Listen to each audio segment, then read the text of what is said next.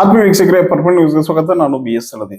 ಬೆಳಗಾವಿ ಮಹಾನಗರ ಮತ್ತು ಹುಕ್ಕೇರಿ ವಿಧಾನಸಭಾ ಮತಕ್ಷೇತ್ರದ ಗಡಿ ಭಾಗದಲ್ಲಿ ತನ್ನದೇ ಆದಂತಹ ವರ್ಚಸ್ಸನ್ನು ಹೊಂದಿರತಕ್ಕಂತ ಅಮರ್ ನಲ್ವಡೆ ಎಂಬ ಯುವ ರಾಜಕಾರಣಿ ಇವತ್ತು ಸಮಾಜಕ್ಕೆ ಒಂದು ರೀತಿ ಪ್ರೇರಣೆ ಮತ್ತು ಮಾದರಿಯಾಗಿದ್ದಾರೆ ಅಂತ ಹೇಳಿದ್ರೆ ತಪ್ಪಾಗಲಾರದು.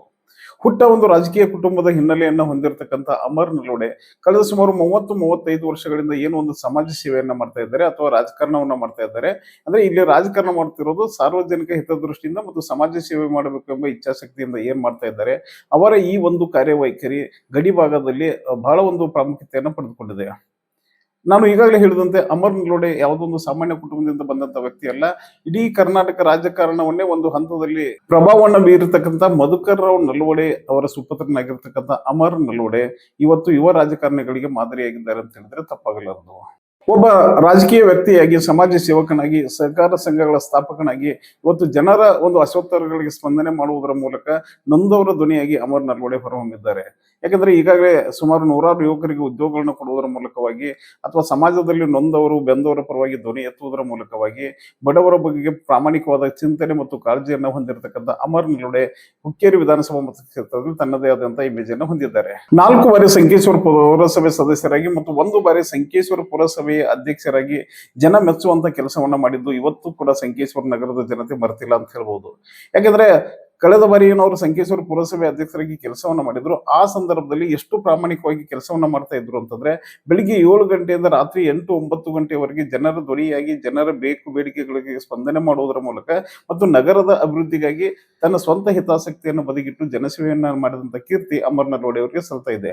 ಇಲ್ಲಿ ಒಂದು ಉದಾಹರಣೆ ಮೂಲಕ ಹೇಳ್ಬೇಕಂತಂದ್ರೆ ಅಮರ್ ನಲ್ವಡೆ ಎಷ್ಟೊಂದು ಪ್ರಾಮಾಣಿಕವಾಗಿ ಆ ಸಂದರ್ಭದಲ್ಲಿ ಕೆಲಸ ಮಾಡಿದ್ರು ಅಂತಂದ್ರೆ ಪೌರ ಕಾರ್ಮಿಕರಿಗೆ ಸುಮಾರು 40 ತಿಂಗಳಿನಿಂದ ಸರ್ಕಾರ ಸಂಬಳವನ್ನ ಕೊಡದಿದ್ದಂತ ಸಂದರ್ಭದಲ್ಲಿ ಸುಮಾರು 38-45 ಜನ ಪೌರ ಕಾರ್ಮಿಕರ ಸಂಬಳವನ್ನ ತನ್ನ ಸ್ವಂತ ಕೈಯಾರೆ ಕೊಡುವುದರ ಮೂಲಕವಾಗಿ ಆ ಪೌರ ಕಾರ್ಮಿಕರಿಗೆ ಯಾವುದೇ ಹಂತದಲ್ಲಿಯೂ ತೊಂದರೆ ಆಗ್ಬಾರ್ದು ಅಂತಕ್ಕಂಥ ಮನಸ್ಸಿನಿಂದ ಏನು ಅವರು ಸಹಾಯ ಮಾಡಿದ್ರು ಅದನ್ನ ಇವತ್ತಿಗೂ ಕೂಡ ಯಾವುದೇ ಪೌರ ಕಾರ್ಮಿಕರು ಕೂಡ ಮರೆತಿಲ್ಲ. ಆ ಸಂದರ್ಭದಲ್ಲಿ ರಾಜ್ಯಾದ್ಯಂತ ಪೌರ ಕಾರ್ಮಿಕರು ಮುಷ್ಕರವನ್ನು ಹೂಡಿದ್ರು ಕೂಡ ಸಂಕೇಶ್ವರದ ಪೌರ ಕಾರ್ಮಿಕರು ಯಾವುದೇ ಮುಷ್ಕರವನ್ನು ಕೂಡ ಹೂಡಿರಲಿಲ್ಲ. ಯಾಕೆಂದ್ರೆ ನಮ್ಮ ಪುರಸಭೆ ಅಧ್ಯಕ್ಷರು ನಮಗಾಗಿ ಕಷ್ಟಪಟ್ಟು ಇಷ್ಟೊಂದು ತ್ಯಾಗ ಮಾಡುವುದರ ಮೂಲಕ ಮತ್ತು ಸ್ವಂತ ಹಣವನ್ನ ನಮಗೆ ನೀಡುವುದರ ಮೂಲಕ, ಅಂದ್ರೆ ಇಲ್ಲಿ ಹಣ ಅಂತಂದ್ರೆ ಸಂಬಳವನ್ನು ನೀಡುವುದರ ಮೂಲಕ ನಮ್ಮ ಅಡಚಣೆಗೆ ಸ್ಪಂದನೆ ಮಾಡಿದ್ದಾರೆ ಅಂತಕ್ಕಂಥ ಹೃದಯ ವೈಶಾಲ್ಯತೆಯಿಂದ ಪುರಸಭೆ ಅಧ್ಯಕ್ಷ ಅಮರ್ ನಲ್ವಡೆಗೆ ಪೌರ ಕಾರ್ಮಿಕರು ಬೆನ್ನೆಲುಬಾಗಿ ನಿಂತಿದ್ರು. ಎಂದೂ ಕೂಡ ಪಕ್ಷ, ಜಾತಿ, ಧರ್ಮವನ್ನ ಲೆಕ್ಕಿಸದೆ ಏನು ಸಂಕೇಶ್ವರ ಪುರಸಭೆ ವ್ಯಾಪ್ತಿಯಲ್ಲಿ ಬರ್ತಾರೆ ಆ ಎಲ್ಲ ಜನರ ಅಸ್ವತ್ತರಗಳಿಗೆ ಅಥವಾ ಬೇಡಿಕೆಗಳಿಗೆ ಅಥವಾ ಕೆಲಸ ಕಾರ್ಯಗಳಿಗೆ ಸ್ಪಂದನೆ ಮಾಡುವುದರ ಮೂಲಕ ಒಬ್ಬ ಯುವ ರಾಜಕಾರಣಿ ಅಥವಾ ಆದರ್ಶ ರಾಜಕಾರಣಿ ಯಾವ ರೀತಿಯಾಗಿ ಇರಬೇಕು ಅನ್ನೋದನ್ನ ಅಮರ್ ನಲ್ವಡೆ ತೋರಿಸಿಕೊಟ್ಟಿದ್ದಾರೆ.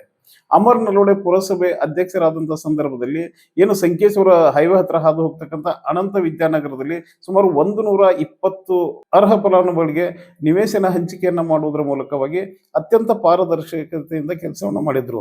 ಯಾವುದೇ ರಾಜಕೀಯ ಒತ್ತಡಕ್ಕೆ ಅಥವಾ ಇನ್ಯಾರ್ದು ಪ್ರೆಷರ್ಗೆ ಒಳಗಾಗದೆ ಯಾರಿಗೆ ಅರ್ಹರು ಮತ್ತು ಯೋಗ್ಯರು ಇದ್ರು ಅವರಿಗೆ ನಿವೇಶನವನ್ನ ಹಂಚಿಕೆ ಮಾಡುವುದರ ಮೂಲಕವಾಗಿ ಎಲ್ಲಿಯೂ ಕೂಡ ಭ್ರಷ್ಟಾಚಾರಕ್ಕೆ ಆಸ್ಪದ ಮಾಡಿಕೊಟ್ಟಿರಲಿಲ್ಲ.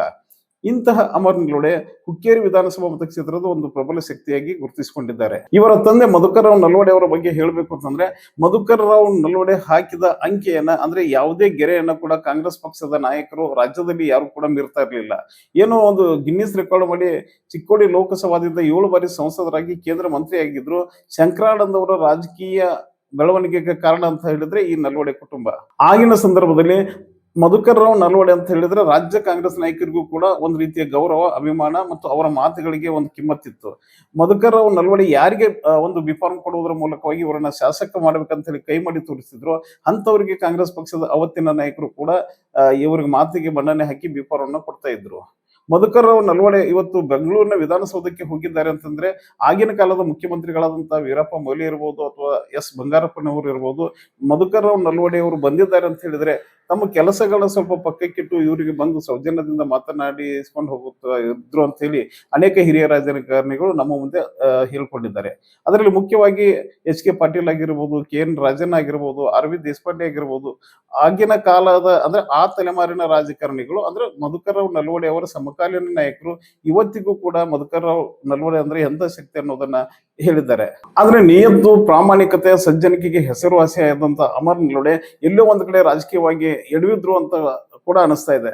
ಯಾಕಂದ್ರೆ ಮನಸ್ಸು ಮಾಡಿದ್ರೆ ಅವರು ಯಾವತ್ತಿಗೂ ಬೆಳಗಾವಿಯ ಶಾಸಕರಾಗಬಹುದಾಗಿತ್ತು, ಅಥವಾ ಮನಸ್ಸು ಮಾಡಿದ್ರೆ ಹುಕ್ಕೇರಿ ವಿಧಾನಸಭಾ ಮತಕ್ಷೇತ್ರ ಅಥವಾ ಹಿಂದಿನ ಸಂಕೇಶ್ವರ ಏನು ವಿಧಾನಸಭಾ ಕ್ಷೇತ್ರ ಇತ್ತು ಅಲ್ಲಿಂದ ಸ್ಪರ್ಧೆ ಮಾಡಿ ಶಾಸಕರಾಗುವ ಎಲ್ಲ ಅವಕಾಶಗಳು ಮತ್ತು ಅರ್ಹತೆಗಳು ಇದ್ರೂ ಕೂಡ ಈ ನಲ್ವಡೆ ಕುಟುಂಬದ ಅಮರ್ ನಲ್ವಡೆ ಪ್ರಯತ್ನ ಮಾಡದೇ ಇರುವುದು ಈ ಕ್ಷೇತ್ರದ ದುರ್ದೈವ ಅಂತ ಹೇಳ್ಬೋದು. ಯಾಕೆಂದ್ರೆ ಆ ಸಂದರ್ಭದಲ್ಲಿ ಇವರು ಏನು ಕಾಂಗ್ರೆಸ್ ಪಕ್ಷದೊಂದಿಗೆ ಒಡನಾಟ ಇಟ್ಟಿತ್ತು, ಆ ಸಂದರ್ಭದಲ್ಲಿ ಮಲ್ಲಾರಿಗೌಡ ಪಾಟೀಲ್ ಅವರೊಂದಿಗೆ ಗುರುತಿಸಿಕೊಂಡಿದ್ರು. ತದನಂತರ ಬದಲಾದ ರಾಜಕಾರಣದಲ್ಲಿ ಉಮೇಶ್ ಕತ್ತಿ ಅವರ ಒಂದು ನಂಬಿಕಸ್ಥ ವ್ಯಕ್ತಿಗಳಲ್ಲಿ ಅಮರ್ ನಲ್ವಡೆ ಕೂಡ ಒಬ್ಬರಾಗಿದ್ರು. ಈಗ ಸದ್ಯ ಸತೀಶ್ ಜಾರಕಿಹೊಳಿ ಅವರೊಂದಿಗೆ ಗುರುತಿಸಿಕೊಂಡಿದ್ದಾರೆ, ಆ ಮತ್ ಬೇರೆ. ಆದ್ರೆ ಅಮರ್ ನಲ್ವಡೆ ನಾನು ಏನಾದ್ರೂ ಜನಸೇವೆ ಮಾಡಬೇಕು, ಶಾಸಕನಾಗಬೇಕು ಅಂತ ಹೇಳಿ ಏನಾದ್ರೂ ಮನಸ್ಸು ಮಾಡಿದ್ರೆ ಬೆಳಗಾವಿಯಲ್ಲೂ ಕೂಡ ಹಿಡಿತವನ್ನು ಹೊಂದಿರತಕ್ಕಂಥ ಅಮರ್ ನಲ್ವಡೆ ಅಲ್ಲಿ ಆದ್ರೂ ಶಾಸಕರಾಗಬಹುದಾಗಿತ್ತು, ಅಥವಾ ಹಳೆ ಸಂಕೇಶ್ವರ ವಿಧಾನಸಭಾ ಮತಕ್ಷೇತ್ರದಿಂದ ಆದ್ರೂ ಶಾಸಕರಾಗಬೇಕಾಗಿತ್ತು. ಆದ್ರೆ ಇಚ್ಛಾಶಕ್ತಿಯ ಕೊರತೆಯೋ ಅಥವಾ ಈ ಎಲ್ಲ ಉಸಾಬರಿ ನನಗೆ ಆಗ್ಬೇಕು ಅಂತಕ್ಕಂಥ ಮನೋಭಾವನೆಗೆ ಬಂದಿದ್ದಾರೆ ಗೊತ್ತಿಲ್ಲ. ಆದ್ರೆ ಅಮರ್ ನಲ್ವಡೆ ಎಂದೋ ವಿಧಾನಸಭಾ ಮೆಟ್ಟಿಲನ್ನ ಏರ್ಬಹುದಾಗಿತ್ತು. ಅಲ್ಲಿ ಸ್ವಲ್ಪ ಅಮರ್ ನಲ್ವಡೆ ರಾಜಕೀಯವಾಗಿ ಹಿನ್ನಡೆಯನ್ನ ಅನುಭವಿಸಿದ್ದಾರೆ ಅಂತ ಹೇಳ್ಬಹುದು. ನಾವು ಕೂಡ ವಿಶೇಷವಾಗಿ ಅಮರ್ ನಲ್ವಡೆ ಅವರಿಗೆ ಯಾಕೆ ಗೌರವ ಕೊಡ್ತೀವಿ ಅಂತ ಹೇಳಿದ್ರೆ, ನಾವು ವಿಶೇಷವಾಗಿ ಯಾರನ್ನ ಹಾಡಿ ಹೊಗಳೋದು ಸ್ವಲ್ಪ ಕಡಿಮೆನೆ, ಅದರಲ್ಲಿ ಮುಖ್ಯವಾಗಿ ರಾಜಕೀಯ ವ್ಯಕ್ತಿಗಳನ್ನ ನಾವು ತಗೊಳ್ಳೋದೇ ಜಾಸ್ತಿ. ಆದ್ರೆ ಇಲ್ಲಿ ಅಮರ್ ನಲ್ವಡೆ ಒಬ್ಬ ಸಜ್ಜನ, ಪ್ರಾಮಾಣಿಕ ಮತ್ತು ಜನರ ಸೇವೆಗಾಗಿ ಒಂದು ರಾಜಕಾರಣ ಮಾಡ್ತಾ ಇದ್ದಾರೆ ಹೊರತಾಗಿ ಇವತ್ತು ರಾಜಕಾರಣದ ಅಧಿಕಾರವನ್ನು ದುರುಪಯೋಗಪಡಿಸಿಕೊಂಡು ಇನ್ನೊಬ್ಬರ ಮೇಲೆ ದಬ್ಬಾಳಿಕೆ ಆಗಲಿ ಅಥವಾ ಗುಂಡಾಗಿರಿ ಆಗಲಿ ಅಥವಾ ಇನ್ನೊಬ್ಬರ ಒಂದು ಬೆಳವಣಿಗೆಗೆ ಅಡ್ಡಗಾಲಾಗಲಿ ಮಾಡ್ತಕ್ಕಂಥ ಹೀನ ಮನಸ್ಥಿತಿಯನ್ನ ಅಮರ್ ನಲ್ವಡೆ ಹೊಂದಿಲ್ಲ. ಗುಣದಲ್ಲಿ ಅತ್ಯಂತ ಗುಣವಂತನಾಗಿ ಕೆಲಸ ಮಾಡುವುದರ ಮೂಲಕ ಜನಮನದಲ್ಲಿ ಮೆಚ್ಚಿನ ನಾಯಕರಾಗಿ ಗುರುತಿಸಿಕೊಂಡಂತ ಅಮರ್ ನಲ್ವಡೆ ಮುಂದಿನ ದಿನಗಳಲ್ಲಿ ಆದರೂ ಏನಾದರೂ ಹೆಚ್ಚಿನ ಒಂದು ಯೋಚನೆ ಅಥವಾ ಚಿಂತನೆಯನ್ನ ಮಾಡುವುದರ ಮೂಲಕವಾಗಿ ಸಕ್ರಿಯ ರಾಜಕಾರಣದಲ್ಲಿದ್ದುಕೊಂಡು ತನ್ನ ನಂಬಿದ ಜನರನ್ನ ಅಥವಾ ಕ್ಷೇತ್ರದ ಅಭಿವೃದ್ಧಿಗಾಗಿ ಪ್ರಾಮಾಣಿಕ ಪ್ರಯತ್ನ ಮಾಡ್ಲಿ ಅಂತ ಹೇಳಿ ಅವರ ಅಭಿಮಾನಿಗಳು ಒತ್ತಾಯವನ್ನು ಕೂಡ ಮಾಡ್ತಾ ಇದ್ದಾರೆ. ಇಲ್ಲಿ ಇನ್ನೊಂದು ವಿಶೇಷ ಏನಂತಂದ್ರೆ, ಅಮರ್ ನಲ್ವಡೆ ಯಾವುದೇ ಪಕ್ಷದ ಪರವಾಗಿ ಕೆಲಸ ಮಾಡಿದ್ರು ಕೂಡ ವೈಯಕ್ತಿಕ ಸಂಬಂಧಗಳನ್ನ ಯಾರೊಂದಿಗೂ ಕೂಡ ಹಾಳು ಮಾಡಿಕೊಂಡಿಲ್ಲ. ಯಾವ ಪಕ್ಷದಲ್ಲಿ ಇರ್ತಾರೆ ಅಲ್ಲಿ ಪ್ರಾಮಾಣಿಕವಾಗಿ ನಿಯತ್ತಾಗಿ ಆ ಪಕ್ಷಕ್ಕೆ ಸೇವೆಯನ್ನ ಸಲ್ಲಿಸ್ತಾರೆ ಹೊರತಾಗಿ ಅಥವಾ ಹಾಗೆಂದ ಮಾತ್ರಕ್ಕೆ ಬೇರೆ ಪಕ್ಷದವ್ರನ್ನ ವಿರೋಧಿಸ್ತಾರೆ ಅಂತಕ್ಕಂಥದ್ದಲ್ಲ.